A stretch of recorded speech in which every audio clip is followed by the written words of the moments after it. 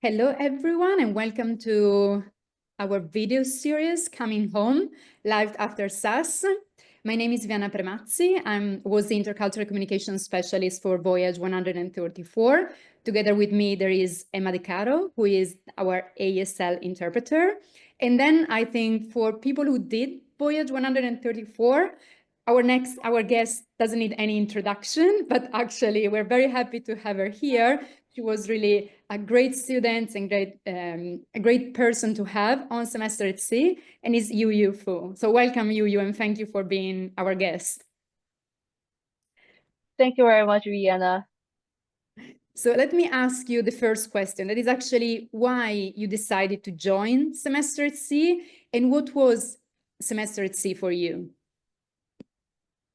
I've always wanted to join semester C because when I was in high school, I attended United World College in Southeast Asia, like in Singapore. So back then, every year, we got seniors who attend semester C. So it's every year there will be two or three people going there. So it's like a high school dream for me. So that's why I decided to join. I actually got the opportunity with my home school, the Hong Kong University of Science and Technology, which provided me the CY Tung scholarship because I was in Hong Kong, so I'm not eligible for university scholarship. But I'm really glad still make it to semester C. It's I don't know how to explain to people. It's just if you ask me to say objectively, it's the pride of my life so far. It's one of the best decisions I've made in my life. And semester C is exactly what I expected, going to 10 countries and visit different places. And even on the ship, we don't have Wi-Fi, but it's still so good to connect with people from all over the world. And as a CY scholar, I'm really happy that I met some really let's say powerful and those kind of people who contribute a lot to Hong Kong. So the opportunity that semester C have given to me is very it's just very precious. It's very hard to imagine before I joined the program. It's just it gives me a lot more than I actually expected because I was expecting travel, study on a ship, chill, kind of something you can escape from regular studies in Hong Kong, which is stressful. But it actually gives me a lot more opportunities that I can help with my career life as well. Yeah, so really appreciate it. Beautiful. And so if there is anything, one thing that you can think or you can say, so what do you miss the most about semester at sea now that you are back? It's 2 months kind of that we are back. I would say I miss the most is the travel, and I particularly like some ports in Africa because I've never been to the Africa continent before. So we went to Morocco and we went to Ghana and then South Africa, the Mauritius, which is like a island near Africa, but it's still in the African continent. I never expect myself to go to Africa such a young age, but semesters really gave me this opportunity. I am applying for a Red Cross internship right now in Central Africa. I wouldn't say if it is not semester C, I wouldn't have the courage to apply an internship opportunity in Africa. Because growing up all the way in China and Singapore, my I was kind of limited to my comfort zone, but semester C really helped me to work out of that and explore other places in other continents. Good. That was great. So, and tell us one of your favorite memories. I would say one of my favorite memories is in Cape Town, South Africa. And I believe most of the people on my voyage really think South Africa was the best port ever. It's I guess my my best day of semester C was the third day in South Africa that we went to the Good Hope of Good Hope of Cape. Anyways, it's along the coastline that we meant to see whales in harmonious, and we saw sharks as well, wild animals in the sea. And then we meant to we managed to um enjoy a lot of sea views and seafood. So that was the best day ever, and we end up with some valid winery, so that's pretty good. But yeah, again, semester C SAS responsible drinking is always the most important thing. Perfect. Yeah, thank you so much. Yeah, the Cape of Good Hope. Yeah, I think South Africa is really in the heart of many of us, as one with beautiful memories. So, and then we disembarked in Bangkok. And so, how was coming back, and what were your main struggles, if you had anything you want to share, also for other people to know what to expect? Actually, I cried so hard in Bangkok when I had to say farewell with my friends because most of them are in the US, where like I'm in Hong Kong. So it's very hard to see them. Like in order to see them this summer, I have like already got my American visa, like luckily for like 10 years, so I can go there like anytime I want. Um, yeah, I think one of the most like difficult thing after SAS is like you realize you cannot travel as free as you want as before. Like the SAS semester is just something that you cannot replace in your life. Y- it's like I'm not too sure about others, but as a student in Hong Kong, it's like you have to face a lot of pressure with like your career plans. So you have to care more about your actual studies and career plans. So it's like you cannot just go free like out there. So it just feel like that period of time can never come back again. So it's just like you have to like admit the choose like something like that. So I would like strongly suggest whoever is in semester C or who would be doing semester C like really cherish that time because that's the only time maybe like that's the only period of time like in 5 years or more that you can commit to travel. You can commit to something like free. Like of course you're taking lessons on semester C, but still like you get to travel. Like you don't care about your coursework when you go into ports. So like I I regret a little bit because like I feel like I didn't cherish it as much as I could have. Because when I was on the ship, I also concerned about like internships and stuff.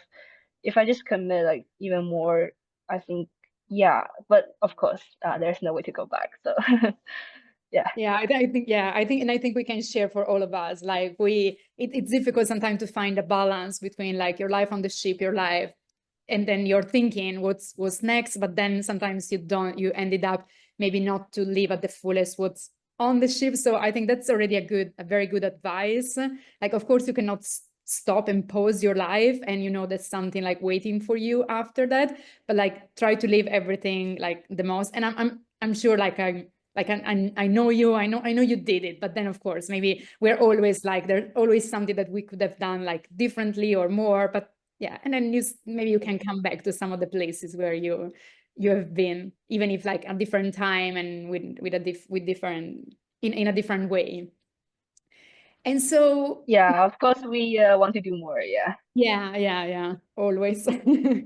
I think now like 2 months pass, and you already like you contributed a lot to the SAS community on the ship, and I'm also happy that you were one of the first to volunteer to be like one of our guests in this program.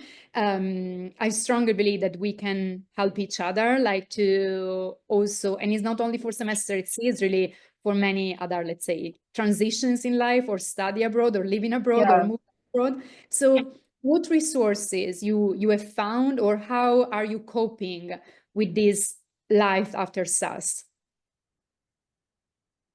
I would say the resources like just the friends I've made with like because most of them are based in US, so like they tell me like things from the US like from um different times and like I don't know, cause like I feel like if it's like a SAS student like based in US, you can get a lot of from it because your friends like are all based in US. Like most of the opportunities are introduced by SAS. Like for example, like there was one time that we had a diplomat who like working different like consulates. Like he's now I sorry I forgot his name, but he's now like in the embassy of Singapore for the US. So there's a lot of opportunity that yeah introduced by like SAS staff like by those seminars that we had every 7 p.m. in the evening. But just Thank like you. I'm not an American citizen, so those opportunities don't really work for me. But it also like really opened my mind that I feel like, yeah, I can find those opportunities in my own country. Like because like in the past, I don't have this awareness like I can work in the consulates, I can work in a foreign office or something like that. But after SAS, like I don't know, like after SAS, like I really realized like my dream career path would be like working like diplomacy or like government sectors. I didn't know that before SAS.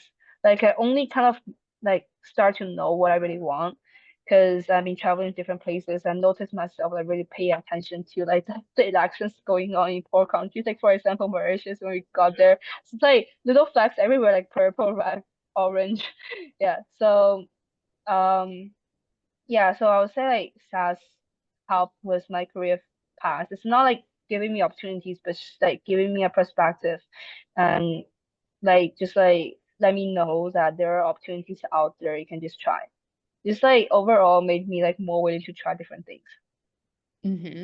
Amazing. And then you also, so I'm sure you would be a great diplomat or working in the diplomacy. That's I'm sure because I saw you already doing on the ship. And then I think also you share with us also that you are like even like planning some travel or some like internship abroad, or at least like looking into that is already something giving you at least back some enthusiasm that you had on SAS. Is that also another resource?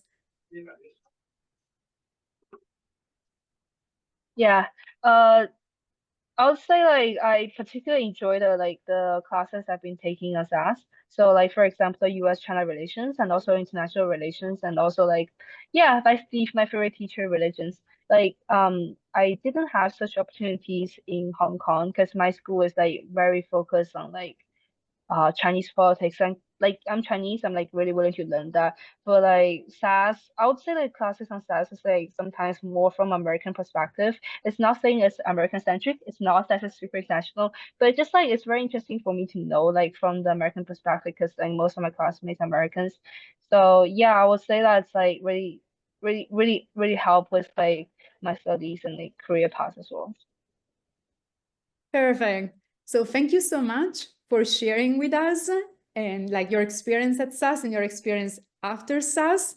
So this is just one of the episode of this series. Let's invite also other like students or lifelong learners like faculty to join. And I wish you all the best, Yuyu. And of course, you know that if you come to Italy Thank you. visit me or to Europe. And Como, como come on. like. Good. And thank you everyone for The following us. library will And close see in you 5 next minutes. week. The Bye. Learning Commons will stay open.